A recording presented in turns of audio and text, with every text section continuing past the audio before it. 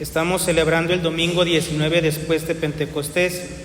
Para esta ocasión la epístola está tomada de la carta que San Pablo escribió a los Efesios y nos dice lo siguiente: Hermanos, renueven el espíritu de su mente o interior de su alma y revístanse del hombre nuevo que ha sido creado conforme a la imagen de Dios en justicia y santidad verdadera.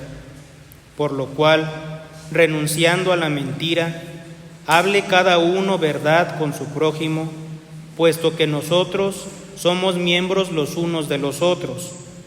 Si se enojan, no pequen, no sea que se les ponga el sol estando todavía enojados. No den lugar o entrada al diablo. El que hurtaba o defraudaba al prójimo, no hurte ya, antes bien trabaje, ocupándose con sus manos en algún ejercicio honesto, para tener con qué subsistir y dar al necesitado. Hasta aquí la epístola. Nos ponemos de pie para escuchar el Sagrado Evangelio según San Mateo.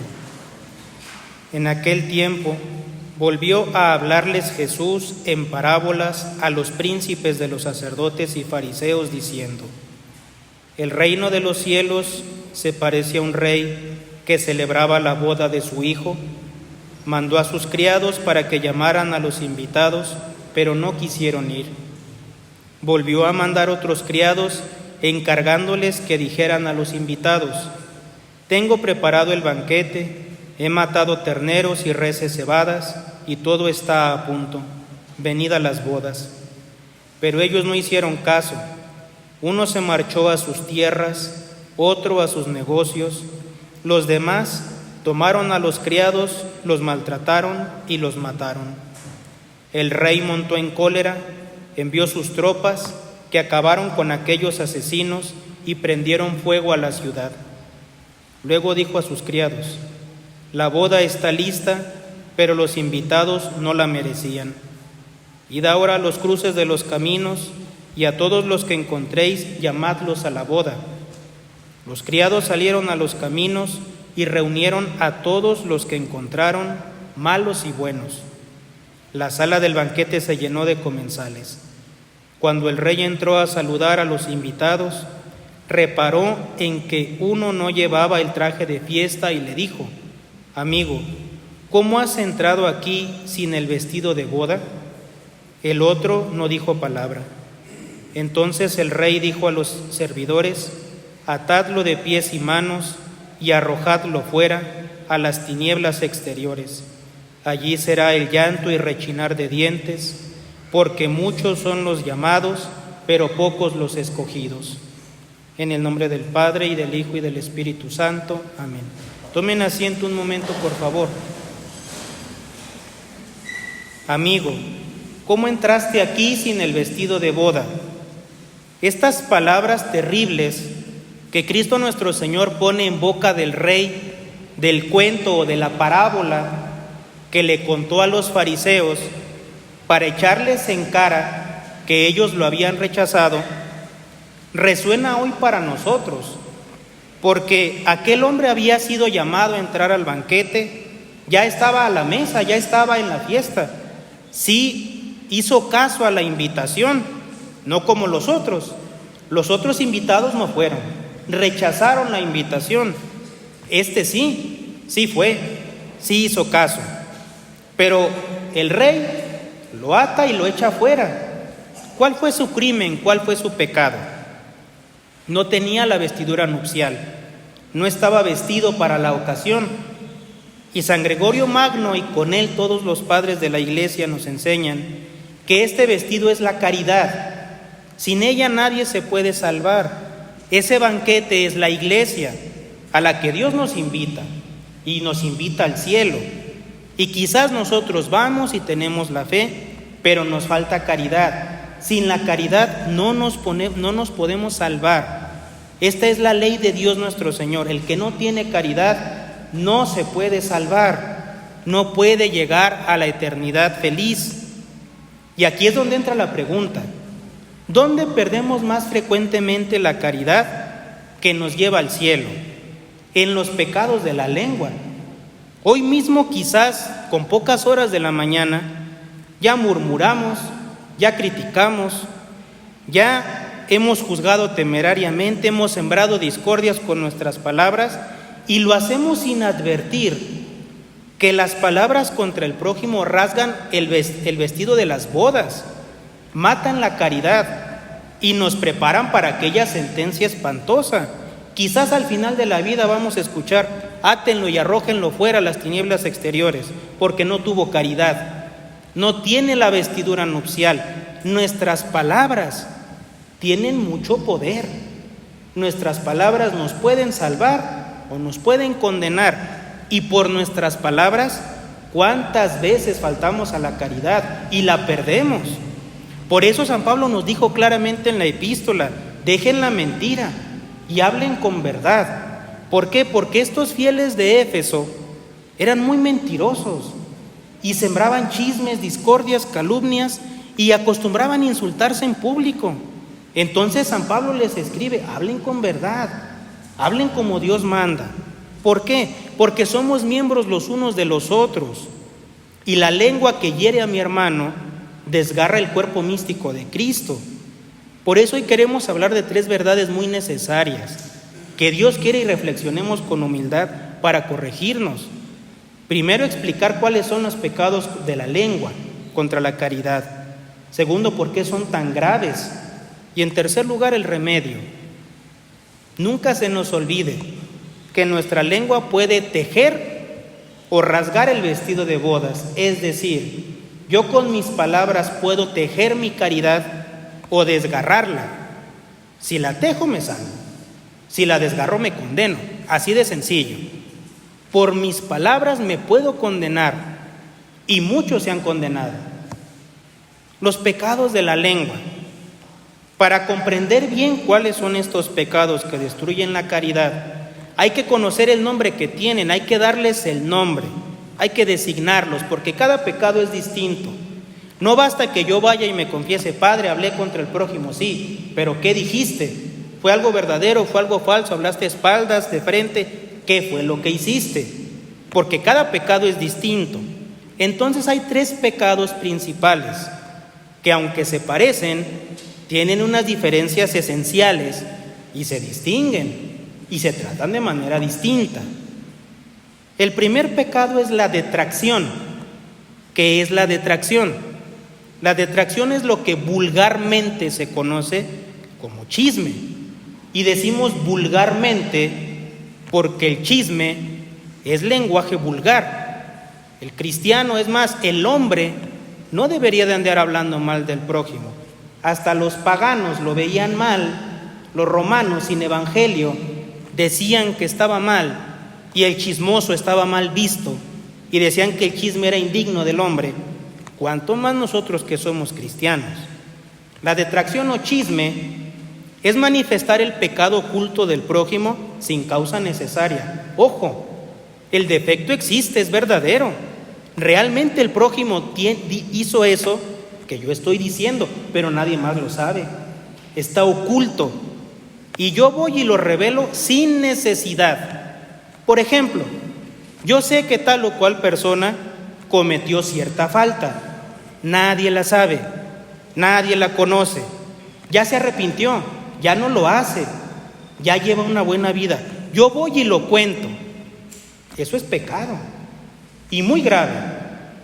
Claro que puede haber necesidad, se lo tengo que decir al confesor. Naturalmente el confesor va a entender quién fue la persona que cometió el pecado, o me tengo que desahogar, o tengo que pedir consejo, o le digo al superior para que ponga remedio.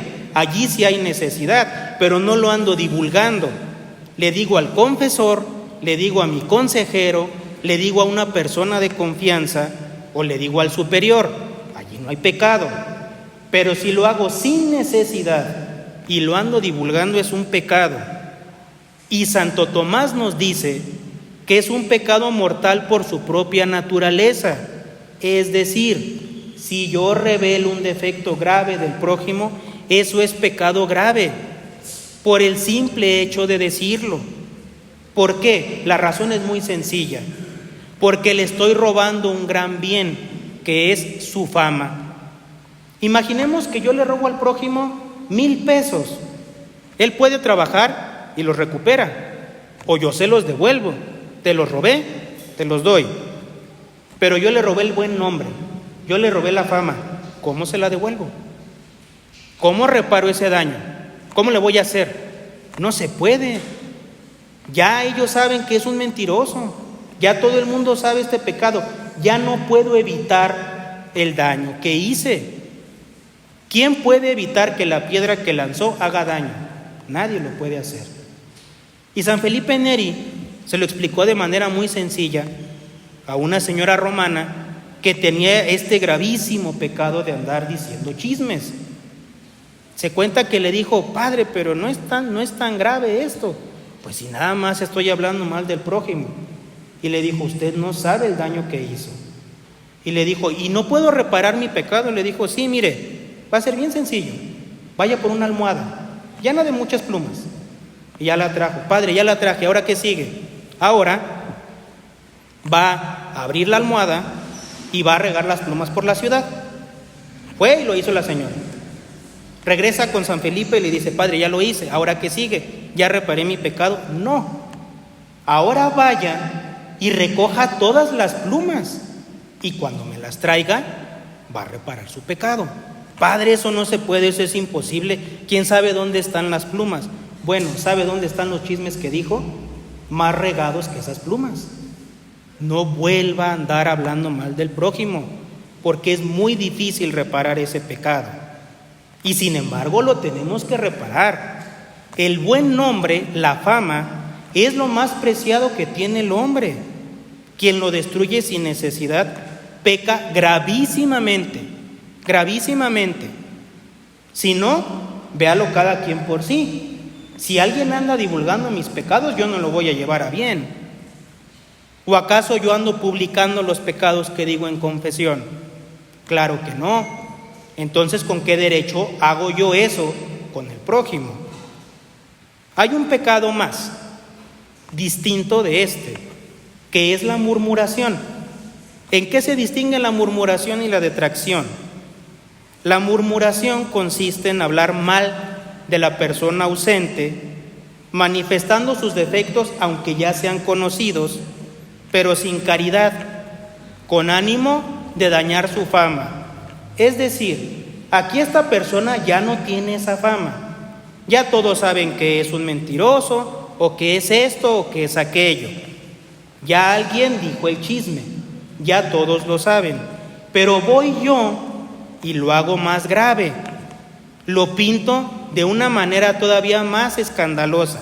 Por ejemplo, vamos a poner una persona que tiene mal genio. Ya todos lo saben. Ya todos saben que tiene mal genio, que se enoja.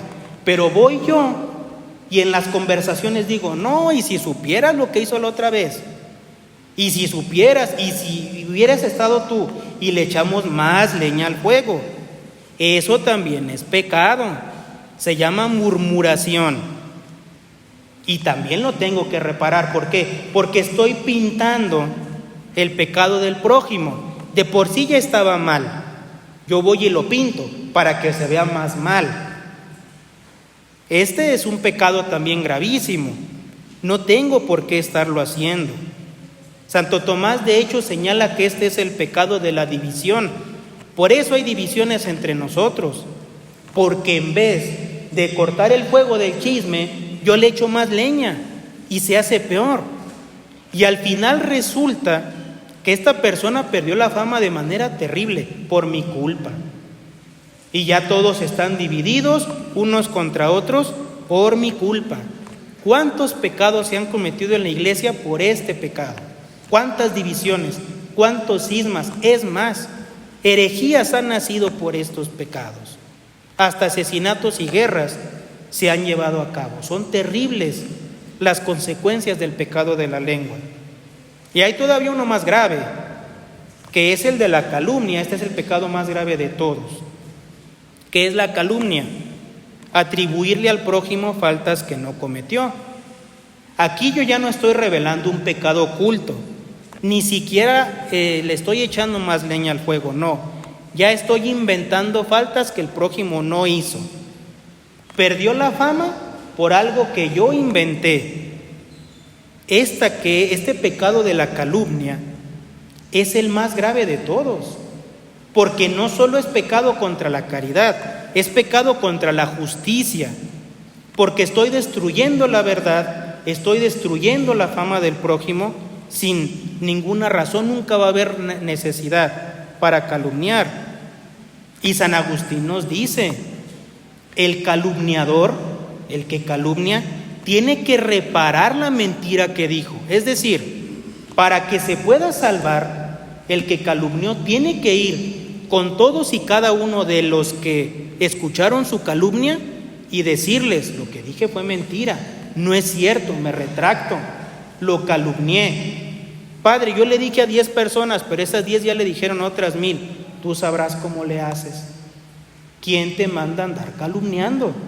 Tienes que ir con todos y cada uno y reparar tu calumnia, si no, no te puedes salvar. Así de sencillo.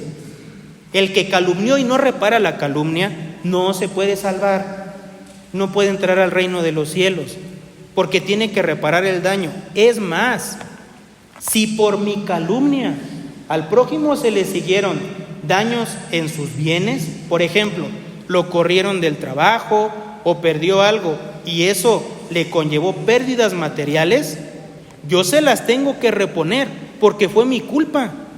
Por mi culpa lo corrieron, por mi culpa se quedó sin trabajo, por mi culpa le pasó lo que le pasó. Entonces tengo que ir y decir: eso fue mentira, y le tengo que devolver el dinero de lo que yo le causé por andar calumniando, porque este pecado es el más terrible de todos los pecados contra la lengua y la caridad. Después de la calumnia, ¿qué está? Matar al prójimo. Pues eso es lo más grave que hay después de la calumnia, matar al prójimo. Es solo eso más grave. Y también hay otros pecados que hay que conocer y así los tenemos que confesar. El juicio temerario, cuando yo juzgo maliciosamente las intenciones del prójimo sin prueba alguna. Porque puede ser que yo tenga una prueba o una sospecha, allí sí puedo juzgar y decir: bueno, quizás está pasando esto. Pero si no tengo pruebas, si no me consta y ando juzgando, eso también es pecado. Y si lo dije, así lo debo de decir: Padre, juzgué temerariamente y lo anduve diciendo, porque eso conlleva una penitencia especial. Hay otro pecado, que es la susurración. Es andar sembrando discordias entre los amigos, con palabras aparentemente inocentes, pero llenas de veneno. Dice la Sagrada Escritura: 7 cosas aborrece Dios, y una con todo su corazón. ¿Cuál es esa cosa que aborrece Dios con todo su corazón? El que siembra discordias entre los hermanos. A este lo aborrece Dios. Ojo, no dice que le cae mal, como al tibio, dice: al tibio lo arrojaré de mi boca. A los fariseos los increpó en público. Pero al que siembra divisiones, Dios lo aborrece, es su enemigo. Hay otros pecados de la lengua: el insulto, la contumelia, que es ofender al prójimo con palabras frente a nosotros. Yo me enojo y despotrico y le digo al prójimo de hasta de lo que se va a morir. Esto también es pecado, porque la lengua que Dios me dio para alabarlo, yo la uso para ofender al prójimo. Padre, pero es que yo soy muy explosivo y muy enojón. Pues si ya sabes que eres así, guarda silencio. No hables cuando estás enojado, porque no te sabes controlar. Y hay un pecado más, que este pecado, de tan común que es el día de hoy, ya la gente ni lo distingue, y es la adulación falsa. Es cuando yo le miento al prójimo hipócritamente para obtener algún provecho. Le digo algo bueno que él hizo y no es cierto. Yo no pienso eso, pero nada más por quedar bien o para ganar un beneficio, yo lo adulo. Es más, dice la Sagrada Escritura: cuídate del que te adula, porque con las palabras te puede alabar y con la mano te puede apuñalar por la espalda. Nunca le hagas caso. Si yo lo cometo, esto es pecado también. Todos estos pecados rasgan el vestido nupcial, destruyen la caridad y nos impiden la entrada al cielo. alguien con esto no se puede salvar. Quien comete estos pecados no puede entrar al cielo, porque destruyen la virtud más excelente, que es la virtud de la caridad. Primer mandamiento: amarás a Dios con todo tu corazón y al prójimo como a ti mismo. Precisamente aquí está la malicia de los pecados de la lengua, porque alguien podrá decir: Padre, no hay que ser tan exagerados. Si estos pecados son tan comunes, tan ordinarios, todos los cometen, ¿cómo van a ser tan graves si todos los dicen? ¿A poco me voy a condenar por los pecados que otro cometió? Esos son pecados del prójimo, pero ¿quién te dio el derecho de andarlos diciendo? ¿Quién te dio a ti el poder de andar haciendo leña del árbol caído? ¿Cuántas almas están en el infierno por pensar así? Por decir: no pasa nada, al fin son palabras. Si ni es tan grave lo que dije. Si lo que yo hago lo hacen todos, no pasa nada. No, sí pasa, y pasa mucho. Muchas almas están condenadas por esto, por haber dicho calumnias, por haber andado de chismosas, por sembrar discordias, porque Dios aborrece estos pecados. La primera razón: porque la fama, como dice Santo Tomás, es el bien más estimable que tiene el hombre. A nadie le gusta que piensen mal de él. A nadie le gusta tener mala fama. ¿Por qué? Porque la fama es muy importante. La buena fama es tan importante que de eso depende el que te contraten en algún trabajo, que de eso depende el que tengas amigos y tantas cosas en sociedad. Somos seres sociales y sin buena fama no podemos vivir en sociedad. Por eso el que destruye con sus palabras la buena fama comete un pecado gravísimo, gravísimo. Porque ¿cómo reparamos ese pecado? Imaginemos que está nuestro Señor en la cruz y nosotros estamos allí. Y alguien nos dice: ten un cuchillo y acuchilla a Cristo en la cruz. Alguien diría: no, es algo horrible, yo no lo voy a hacer. ¿Cómo voy a acuchillar el cuerpo de Cristo nuestro Señor? Bueno, eso hace el que comete estos pecados. No acuchilla el cuerpo físico de Cristo, pero sí el cuerpo místico de Cristo, que son todos los fieles, como dice San Pablo. Somos miembros los unos de los otros. Llega a decir San Juan Crisóstomo: ¿con qué cara te acercas al comulgatorio a recibir el cuerpo de Cristo que tú desgarraste con tu lengua? Dice: no tienes vergüenza. Allá afuera murmurando del prójimo, criticando, y aquí lo quiere recibir. No, eso es incongruente, no se puede. No puede ser.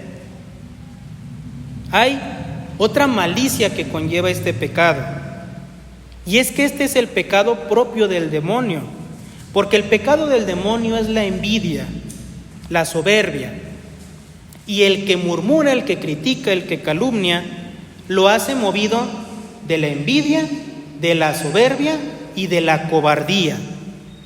Cualquiera que comete uno de estos pecados lleva esos tres pecados ya incluidos. Primero, la envidia, porque de alguna manera se duele del bien del prójimo. Al prójimo le va bien, ¿y a ti en qué te afecta? ¿Por qué tienes que hablar mal del prójimo? Padre, pero es que ellos no saben que es así. Si no saben, ¿para qué lo dices?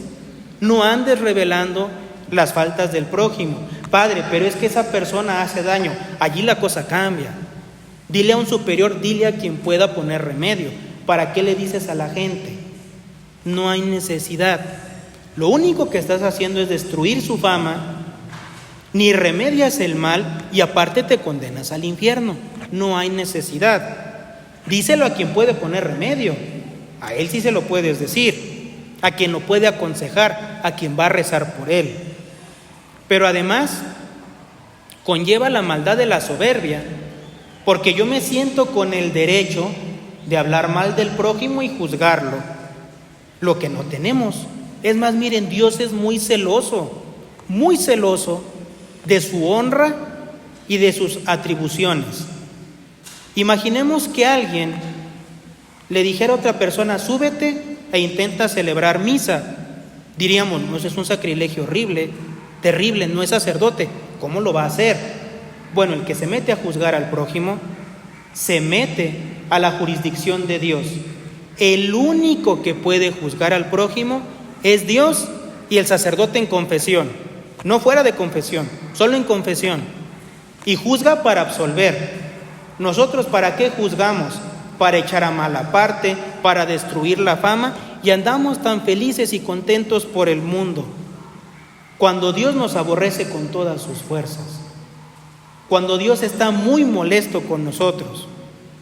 Es que no me doy cuenta, Padre, pues ya estoy tan acostumbrado. Bueno, la costumbre no te va a quitar que Dios te juzgue y te condene el día del juicio final. Aparte, conlleva en estos pecados la malicia de la cobardía, porque no tengo el valor para ir con el prójimo y decirle de frente sus defectos para que se corrija.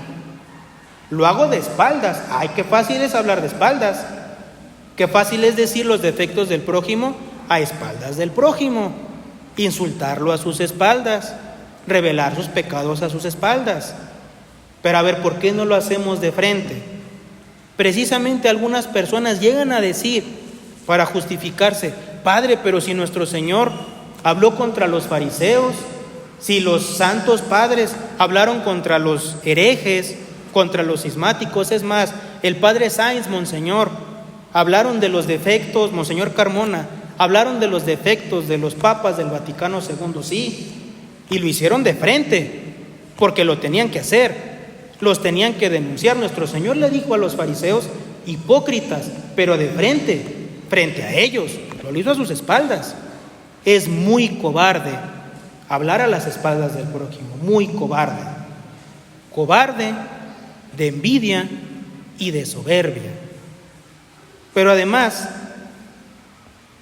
quien comete estos pecados y no le remuerde la conciencia, revela hasta qué grado el demonio ya tiene poder en el alma, porque no apreciamos en nada la fama del prójimo. Llegamos a un egoísmo tan grande que no me digan a mí nada, ni de frente ni de espaldas, porque ahí sí brinco, ahí sí me defiendo y digo: esta persona me hizo esto y no lo voy a perdonar, y en cuanto pueda me desquito. Pero yo hago y deshago con el prójimo a diestra y siniestra. Somos muy injustos, muy envidiosos, muy egoístas. Precisamente aquí lo hemos visto muchas veces, que muchas personas han perdido la fe por estos pecados. ¿Por qué? Porque después de muchos años de estudiar la tradición, de estudiar la fe, se acercan, vienen a la verdadera doctrina, a los verdaderos sacramentos, llegan y se enteran de que hay divisiones de estos contra aquellos, chismes, calumnias, y dicen: no, pues si eso es lo que hacen los católicos, su fe debe estar mal. Y todavía el chismoso, el detractor, juzga a esa persona y dice: no, pues es que él está mal, porque el hecho de que nosotros hagamos eso no quiere decir que la fe está mal. Él está mal, tendría que quedarse en la iglesia. No, tú estás mal, porque estás dando una mala imagen de la iglesia. Por tu culpa, por tus chismes, por tus calumnias, por tus divisiones, esa alma perdió la fe. Esa alma se alejó de los sacramentos. No, Padre, es que es su culpa. Él debería de distinguir. ¿Y por qué él tendría que distinguir? Tú tendrías que guardar silencio y no andar hablando mal del prójimo, no andar sembrando discordias. Al contrario, precisamente los santos por eso eran santos.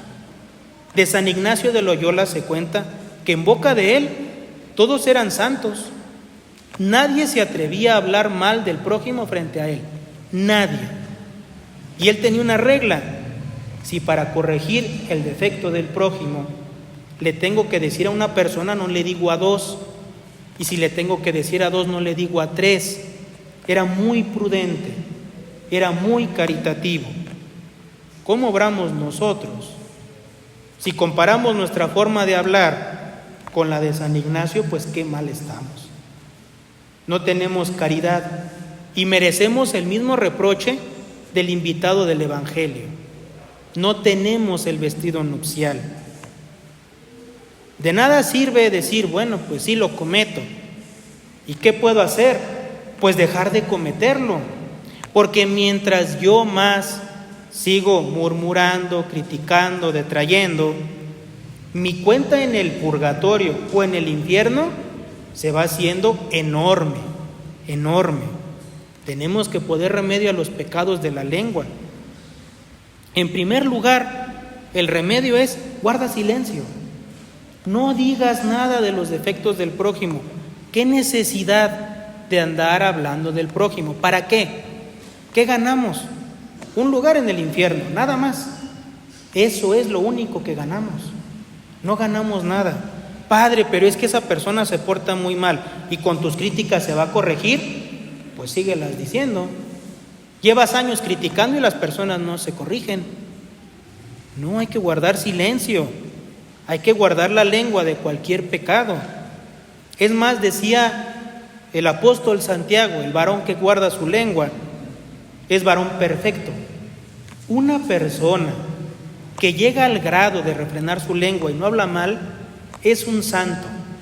Así de fácil nos puso Dios la santidad. Nada más no digas nada mal del prójimo.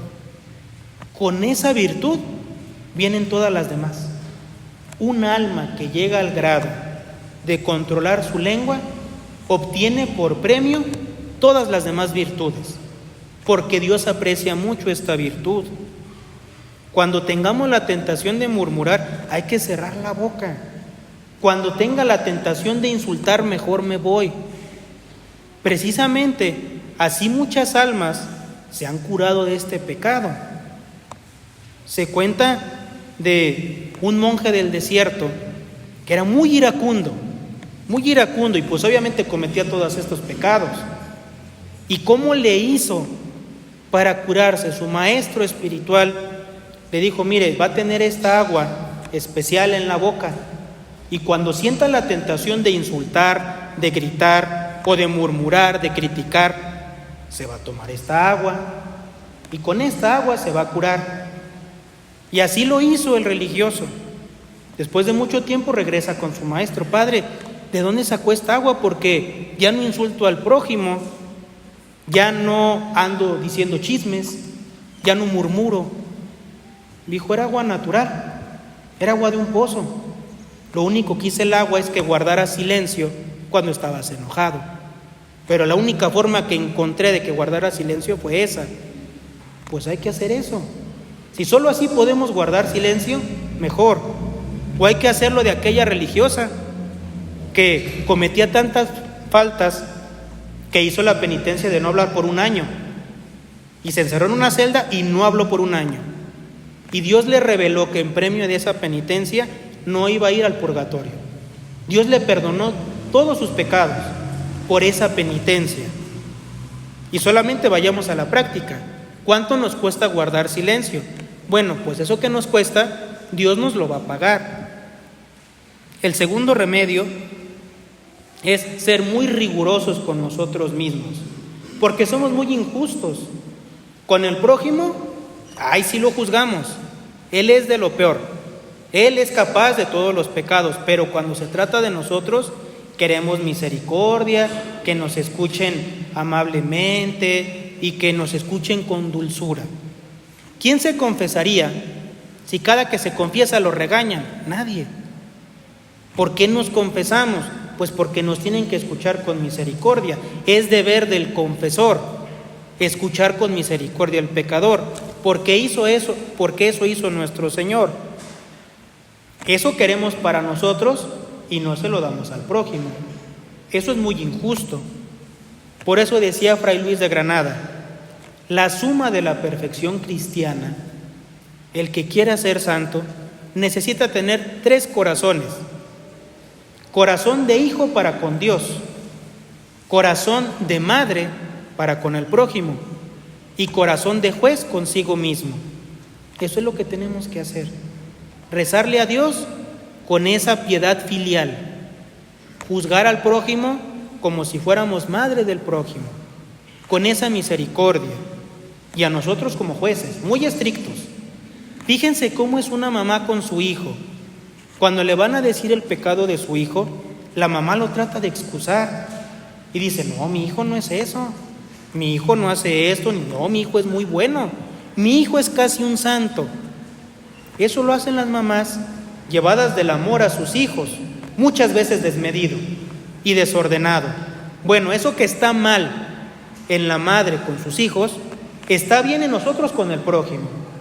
Eso hacía San Francisco Javier y llegó a una caridad y santidad tan grande que resucitó más de 30 muertos en vida y después de muertos resucitó más por la santidad tan grande que alcanzó, y todos los biógrafos lo dicen, era por esto, porque siempre defendía al prójimo, siempre echaba toda buena parte, nunca hablaba mal de él. Finalmente, ¿qué hay que hacer para curarnos de esto? Hay que reparar este pecado y hay que corregir fraternamente. Primero hay que reparar. Si yo hablé mal, debo de decirlo y castigarme y decir, ¿saben qué? Esto que dije no lo debí de haber dicho. Hablé mal, estuvo mal. Ya no puedo reparar el daño, ya conocen el defecto del prójimo, ni modo. Pero ahora que conozcan mi arrepentimiento, no lo debí de haber hecho, no lo debí de haber dicho. Y si calumnié, todavía más. Allí no solo es sugerencia, allí es obligación.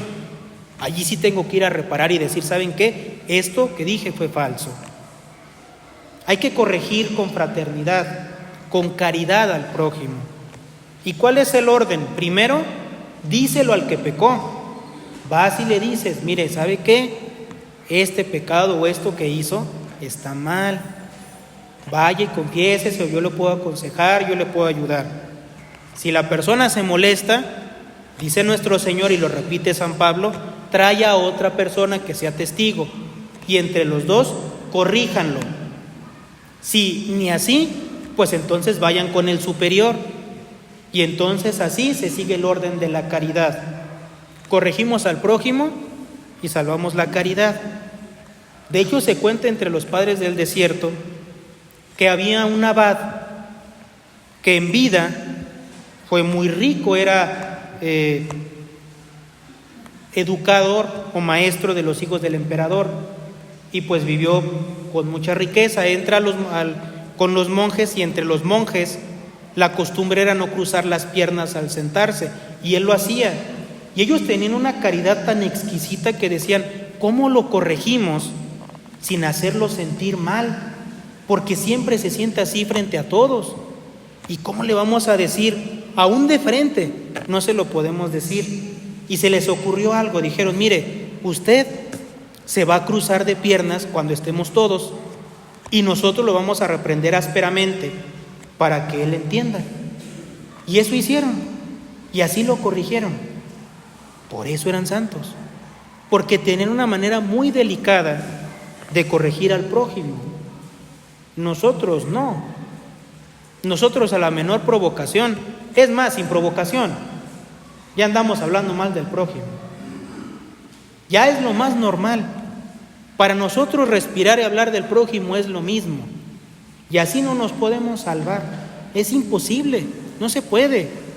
Hay que ser enérgicos en esto. No solo con nosotros, sino con los demás. Se cuenta de San Agustín que él en su comedor tenía un letrero en latín, un verso latino, que traducido más o menos dice algo así: quien ose del prójimo hablar, haga el favor de la mesa levantar. Es decir, él no permitía que hablaran del prójimo frente a él. En cierta ocasión van a visitarlo 3 obispos, y uno de ellos empezó a hablar mal de un hereje. Y San Agustín pues dijo, ¿cómo le hago? Porque ellos son obispos, no les puedo decir de frente, se van a sentir mal. Y entonces con toda humildad pero con firmeza les dijo, miren, yo los respeto mucho, pero ahí está ese letrero. Entonces, una de dos, o lo quito o me salgo de la cocina, pero pues ahí está el letrero. Y los obispos entendieron y ya no siguieron murmurando. Esa firmeza se requiere para vivir el Evangelio como Dios manda.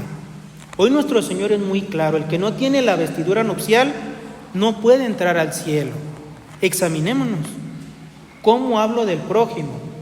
¿Cómo pienso del prójimo? Y todavía estamos a tiempo. Tenemos tiempo y la gracia de Dios. Nos podemos enmendar y reflexionemos en que estos pecados son gravísimos, que por más comunes que sean, los tenemos que quitar. Y con la gracia de Dios podemos alcanzar esa caridad, que no se nos borre esa reprensión de nuestro Señor. Átenlo y sáquenlo a las tinieblas exteriores. Podemos estar en la iglesia, podemos tener la fe, pero sin caridad no nos vamos a salvar. Que no se nos olvide la caridad en todo, especialmente en las palabras, porque el que habla bien del prójimo siempre es un santo y aseguró su salvación eterna. En el nombre del Padre, y del Hijo, y del Espíritu Santo.